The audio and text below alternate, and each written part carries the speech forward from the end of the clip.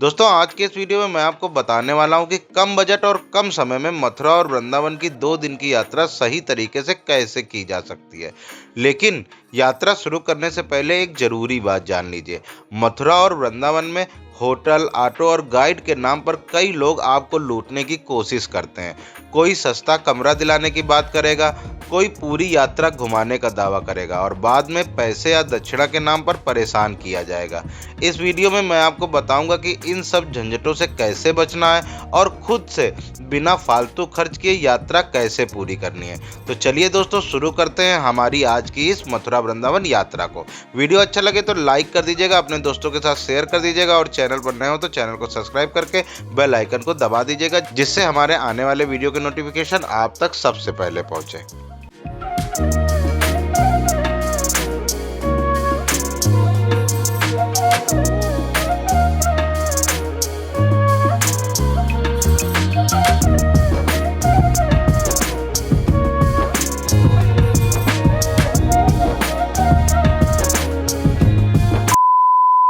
सबसे पहले बात करते हैं कि मथुरा और वृंदावन आने का सही समय क्या है। अगर आप चाहते हैं कि यात्रा आराम से हो, मौसम अच्छा रहे और दर्शन का सही आनंद भी मिले, तो मथुरा वृंदावन आने का बेस्ट टाइम सितंबर से मार्च तक माना जाता है। इस समय मौसम ठंडा और सुहावना रहता है, चलने फिरने में कोई दिक्कत नहीं होती और मंदिरों के दर्शन भी आराम से हो जाते हैं। वहीं अगर हम मई जून महीनों की बात करें तो इस समय बहुत ज़्यादा गर्मी पड़ती है। ऊपर से बच्चों की छुट्टियां होने की वजह से भीड़ भी काफ़ी ज़्यादा रहती है, जिससे यात्रा का मज़ा थोड़ा कम हो जाता है। जुलाई और अगस्त के महीनों में बरसात ज़्यादा होती है, रास्तों में परेशानी होती है और घूमने में दिक्कत आती है। इसीलिए अगर आप कम समय में, कम बजट में और आराम से मथुरा वृंदावन घूमना चाहते हैं तो सर्दियों का मौसम यानी सितंबर से मार्च के बीच आना सबसे सही रहता है। दोस्तों अब बात करते हैं कि मथुरा वृंदावन पहुंचा कैसे जाए। मथुरा वृंदावन आने के लिए सबसे आसान, सस्ता और सही तरीका है सीधे मथुरा पहुंचना। मथुरा एक बड़ा रेलवे जंक्शन है और यहाँ भारत के लगभग हर बड़े शहर से ट्रेन आसानी से मिल जाती है। अगर आप कम बजट में यात्रा कर रहे हैं तो ट्रेन से मथुरा जंक्शन पहुंचना सबसे बेस्ट ऑप्शन है। फ्लाइट से आने वालों के लिए सबसे नज़दीकी एयरपोर्ट आगरा या दिल्ली है, लेकिन बजट ट्रिप के हिसाब से ट्रेन ज़्यादा सही रहती है।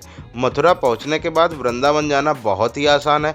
मथुरा से वृंदावन की दूरी लगभग 10 से 12 किलोमीटर है और यहाँ जाने के लिए आपको ई रिक्शा, शेयर ऑटो या लोकल बस आसानी से मिल जाती है। ई रिक्शा या बस से वृंदावन पहुंचने में लगभग 15 से 20 मिनट का समय लगता है और किराया भी बहुत कम होता है। इसलिए अगर आप कम समय और कम बजट में मथुरा वृंदावन घूमना चाहते हैं तो सबसे पहले मथुरा पहुंचना और फिर वहीं से पूरी यात्रा शुरू करना सबसे सही तरीका है। दोस्तों अब बात करते हैं कि मथुरा और वृंदावन में रुकने के लिए सबसे सही और बजट वाले इलाके कौन से हैं।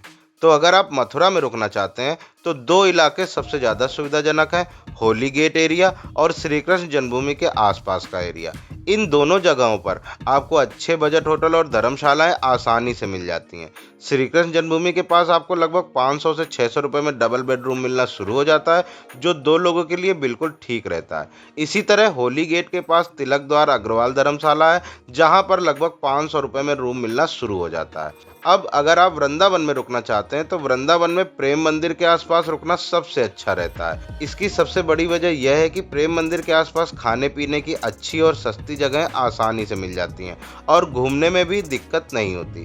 प्रेम मंदिर के पास आपको लगभग 700 से 800 रुपये में डबल बेडरूम मिल जाता है, जो कि बजट ट्रेवल के हिसाब से एकदम सही ऑप्शन है। तो अगर आप कम बजट और कम समय में मथुरा वृंदावन की यात्रा कर रहे हैं तो इन्हीं इलाकों में रुकना सबसे सही और प्रैक्टिकल रहेगा। अब बात करते हैं भोजन की। मथुरा और वृंदावन में खाने पीने की बिल्कुल कोई दिक्कत नहीं है। यहाँ आपको हर इलाके में भोजन के अच्छे और सस्ते विकल्प आसानी से मिल जाते हैं। मथुरा की बात करें तो यहाँ की कचौड़ी और पेड़ा काफ़ी प्रसिद्ध है। सुबह के नाश्ते में कचौड़ी सब्जी आसानी से मिल जाती है और ये बजट के हिसाब से भी बिल्कुल ठीक रहती है। इसके अलावा मथुरा में साधारण होटल और ढाबों पर आपको अच्छा और सादा खाना आराम से मिल जाता है। अब अगर वृंदावन की बात करें तो वृंदावन में प्रेम मंदिर के आसपास खाने के सबसे ज़्यादा और अच्छे विकल्प मिलते हैं। यहाँ आपको लगभग 100 से 150 रुपये में पूरी भोजन थाली मिल जाती है, जिसमें पेट भरकर खाना आराम से हो जाता है। अगर आप कम बजट में यात्रा कर रहे हैं तो सिंपल और लोकल खाना चुनिए, इससे खर्च भी कम रहेगा और यात्रा भी आराम से पूरी हो जाएगी। अब बात करते हैं कि 2 दिन की इस यात्रा में घूमना कैसे है। इस प्लान के हिसाब से आपको पहला दिन पूरा मथुरा घूमना है और दूसरा दिन पूरा वृंदावन। अगर आप कम बजट में यात्रा कर रहे हैं तो कोशिश करें कि आपकी ट्रेन सुबह करीब 6 बजे के आसपास मथुरा पहुंच जाए। इससे फायदा यह होगा कि आपका रात का होटल का खर्च बच जाएगा और आप सुबह से ही अपनी यात्रा शुरू कर सकते हैं। मथुरा पहुंचकर स्नान वगैरह करके आप अपनी यात्रा की शुरुआत कीजिए। सबसे पहले आप चले जाइए द्वारकाधीश मंदिर। सुबह का समय यहाँ दर्शन के लिए सबसे अच्छा रहता है क्योंकि इस समय यहाँ पर भीड़ कम होती है और दर्शन आराम से हो जाते हैं। द्वारकाधीश मंदिर के दर्शन के बाद आप चले जाइए भूतेश्वर महादेव मंदिर। भूतेश्वर महादेव मंदिर जाने के लिए द्वारकाधीश मंदिर से डींग गेट चौराहा आना पड़ता है, जहां से भूतेश्वर मंदिर के लिए शेयर ऑटो आसानी से मिल जाता है। भूतेश्वर महादेव मंदिर भगवान शिव का प्रसिद्ध मंदिर है। यहाँ दर्शन करके मन को काफी शांति मिलती है। इसके बाद आप चले जाइए श्री कृष्ण जन्मभूमि। श्री कृष्ण जन्मभूमि में किसी भी तरह का मोबाइल कैमरा या इलेक्ट्रॉनिक सामान अंदर ले जाने की अनुमति नहीं होती। इसके लिए मंदिर के बाहर ही लॉकर की सुविधा है, जहां आप अपना सारा सामान सुरक्षित जमा कर सकते हैं। श्री कृष्ण जन्मभूमि के दर्शन में थोड़ा समय लगता है, लेकिन यहाँ का मंदिर परिसर बहुत ही सुंदर और भव्य है। अगर आप सुबह जल्दी यात्रा शुरू करते हैं तो द्वारकाधीश मंदिर, भूतेश्वर महादेव मंदिर और श्री कृष्ण जन्मभूमि के दर्शन लगभग 1 से 1:30 बजे तक आराम से पूरे हो जाते हैं। इसके बाद आप चले जाइए पोतरा कुंड। मान्यता है कि भगवान श्री कृष्ण के जन्म के बाद माता देवकी ने इसी कुंड पर उनके वस्त्र धोए थे। यहाँ कुछ देर रुककर दर्शन करने के बाद आप शाम के समय वापस आ जाइए विश्राम घाट। विश्राम घाट पहुंचकर सबसे पहले आप कीजिए यमुना जी में नाव की सवारी। नाव की सवारी का जो चार्ज है वो लगभग 100 रुपए से 150 रुपए प्रति व्यक्ति रहता है। यहाँ आप थोड़ा बहुत बार्गेनिंग भी कर सकते हैं, खास करके जब भीड़ कम हो। नाव की सवारी के दौरान आप मथुरा के प्राचीन घाटों को देखते हैं और नाव चलाने वाले भैया रास्ते भर इन घाटों से जुड़ी जानकारियां भी बताते चलते हैं। सामने वाला जो कोई बड़ा सा गेट दिख रहा है नहीं, आज जो घाट है ये भगवान को टोकरी में रख के लेके गए थे गोकुल के लिए। नाव की सवारी के बाद आप विश्राम घाट पर ही कुछ देर बैठकर आराम कीजिए, क्योंकि शाम होते ही यहीं पर होती है बहुत ही भावपूर्ण यमुना आरती। यमुना आरती का दृश्य सच में बहुत ही सुंदर और मन को शांति देने वाला होता है। आरती के बाद आप आराम से भोजन कर सकते हैं। इसके बाद आप चाहें तो मथुरा में ही रात्रि विश्राम कर लीजिए और अगले दिन सुबह जल्दी उठकर वृंदावन के लिए निकल जाइए, या फिर अगर आप चाहें तो रात में ही वृंदावन की ओर जा सकते हैं। मथुरा से वृंदावन के लिए आपको रात के 9 से 9:30 बजे तक ऑटो या ई रिक्शा आसानी से मिल जाता है। वृंदावन पहुंचकर प्रेम मंदिर के आसपास होटल या धर्मशाला लेकर आप आराम से वहीं पर रात्रि विश्राम कर लीजिए। अब दूसरे दिन आपको पूरा वृंदावन घूमना है। वृंदावन में घूमने के लिए सबसे जरूरी बात यह है कि सुबह जल्दी उठा जाए। इसीलिए सुबह स्नान वगैरह करके सबसे पहले आप चले जाइए बांके बिहारी जी के मंदिर। यहीं से अपने दिन की शुरुआत करना सबसे अच्छा रहता है।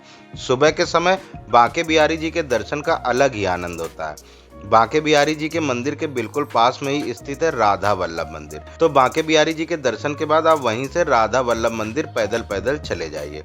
राधा वल्लभ मंदिर के दर्शन के बाद यहीं से आपको ई रिक्शा मिल जाएगा श्री रंग जी मंदिर के लिए। श्री रंग जी मंदिर वृंदावन का बहुत ही पुराना और भावपूर्ण मंदिर है। यहाँ पर सुंदर सुंदर झांकियाँ देखने को मिलती हैं, जिनका टिकट बहुत ही कम होता है, लगभग 5 रुपए या 10 रुपए। इन तीनों मंदिरों बांके बिहारी जी, राधा वल्लभ जी और रंग जी मंदिर के दर्शन करने में आपको लगभग 12 बजे तक का समय लग जाएगा। ध्यान रखने वाली बात यह है कि 12 बजे के बाद वृंदावन के ज़्यादातर मंदिर बंद हो जाते हैं। इसके बाद आप आराम से भोजन कर लीजिए। भोजन करने के बाद आप चले जाइए निधिवन। निधिवन दोपहर के समय बंद नहीं होता, इसीलिए यह समय निधिवन देखने के लिए बिल्कुल सही रहता है। निधिवन में घूमने और दर्शन करने में लगभग 1 से 1.5 घंटे का समय लग जाता है। निधिवन के दर्शन के बाद आप वहीं पास में ही यमुना घाट पर कुछ देर शांति से बैठ सकते हैं। यहाँ का माहौल बहुत ही शांत और सुकून देने वाला होता है। इसके बाद लगभग 3:30-4 बजे आप निकल जाइए वैष्णो देवी मंदिर की ओर। यह मंदिर बहुत ही भव्य है और यहाँ दर्शन करने में लगभग 1 घंटे का समय लग जाता है। वैष्णो देवी मंदिर में दर्शन करने के बाद आप वापस आ जाइए इस्कॉन मंदिर की ओर। इस्कॉन मंदिर वृंदावन के प्रमुख मंदिरों में से एक है और यहाँ का वातावरण बहुत ही शांत और भक्तिमय रहता है। लगभग 6 बजे तक आप इस्कॉन मंदिर पहुंच जाते हैं और यहाँ करीब 1 घंटे दर्शन में बिताते हैं। इसके बाद शाम के 7 साढ़े 7 बजे के आसपास आप चले जाइए प्रेम मंदिर। प्रेम मंदिर रात के समय में देखना सबसे अच्छा रहता है, क्योंकि इस समय यहाँ बहुत ही सुंदर लाइटिंग और शो चलता है। प्रेम मंदिर के दर्शन के साथ ही आपकी 2 दिन की मथुरा और वृंदावन यात्रा पूरी हो जाती है। इसके बाद आप चाहें तो वृंदावन में रात का स्टे कर सकते हैं, या फिर अगर आपकी वापसी की ट्रेन है तो अपनी ट्रेन पकड़कर वापस अपने गंतव्य स्थान की ओर जा सकते हैं। रात की ट्रेन बुक करने में एक बात का ध्यान रखिएगा कि देर रात की ट्रेन बुक कीजिएगा, ताकि आप आराम से स्टेशन पहुंच सकें और बिना किसी जल्दबाजी के अपनी यात्रा पूरी कर सकें। अब एक बहुत जरूरी बात मैं आपको साफ साफ बता देना चाहता हूँ कि मथुरा और वृंदावन में घूमते समय होटल, ऑटो या गाइड के नाम पर किसी के भी कहने में मत आइए। कई लोग रास्ते में रोक कर बोलते हैं कि सस्ता कमरा दिलवा देंगे या कम पैसों में पूरी यात्रा करवा देंगे, लेकिन बाद में पैसे या दक्षिणा के नाम पर परेशान करते हैं। इसी तरह कुछ लोग गाइड बनकर 100 रुपए में पूरी वृंदावन यात्रा करवाने का दावा करते हैं और बाद में भावनात्मक बातें करके ज़्यादा पैसे निकलवाने की कोशिश करते हैं। हालांकि सारे लोग ऐसे नहीं हैं, लेकिन कुछ लोग ऐसे हर जगह पर होते हैं। मेरी सलाह यही है कि आप अपना होटल खुद चुनिए, लोकल ई रिक्शा या ऑटो खुद कीजिए और मंदिरों में बिना किसी दबाव के अपने हिसाब से दर्शन कीजिए। अगर आप इस वीडियो में बताए गए रास्ते और प्लान को फॉलो करते हैं तो आप बिना किसी परेशानी के और बिना फालतू खर्च किए मथुरा वृंदावन की यात्रा आराम से पूरी कर सकते हैं। दोस्तों, अब बात करते हैं बजट की। तो अगर आप 2 लोग मथुरा और वृंदावन की ये 2 दिन की यात्रा करते हैं और सिर्फ एक रात का स्टे लेते हैं तो कुल मिलाकर आपका खर्च बहुत ज़्यादा नहीं आता। होटल, खाना पीना, लोकल घूमना, ई रिक्शा और बाकी छोटे मोटे खर्च सब कुछ मिलाकर 2 लोगों का कुल खर्च लगभग 2500 से 3000 रुपए के बीच में आता है। यानी अगर प्रति व्यक्ति के हिसाब से देखें तो यह खर्च करीब 1200 से 1500 रुपए प्रति व्यक्ति बैठता है। ध्यान देने वाली बात यह है कि इस बजट में मैंने मथुरा तक पहुंचने का खर्च शामिल नहीं किया है। मथुरा तक आने का खर्च आपकी ट्रेन या बस की बुकिंग पर निर्भर करेगा और वह खर्च अलग से जोड़ा जाएगा। लेकिन मथुरा पहुंचने के बाद अगर आप इस प्लान को फॉलो करते हैं तो कम बजट और कम समय में मथुरा वृंदावन की पूरी यात्रा आराम से पूरी की जा सकती है। दोस्तों, इस तरह से आप कम बजट और कम समय में मथुरा और वृंदावन की 2 दिन की यात्रा आराम से पूरी कर सकते हैं। अगर यह वीडियो आपकी यात्रा की प्लानिंग में थोड़ी भी मदद करता है तो वीडियो को लाइक जरूर कर दीजिए। इस वीडियो को अपने उन दोस्तों और परिवार वालों के साथ शेयर जरूर कीजिए जो मथुरा वृंदावन जाने का प्लान बना रहे हैं, और ऐसे ही प्रैक्टिकल, रियल और बजट ट्रैवल गाइड्स के लिए चैनल को सब्सक्राइब कीजिए। और अगर इस यात्रा से जुड़ा आपके मन में कोई भी सवाल या कन्फ्यूजन है तो नीचे कमेंट जरूर कीजिए। मैं आपके हर कमेंट को खुद पढ़ता हूं और कोशिश करता हूं कि हर सवाल का सही जवाब दे सकूं। तो बिना झिझक अपना सवाल कमेंट में लिखिए। मैं हूं सौरभ और आप देख रहे थे सानिध्य ब्लॉग। मिलते हैं अगली यात्रा में, तब तक के लिए राधे राधे।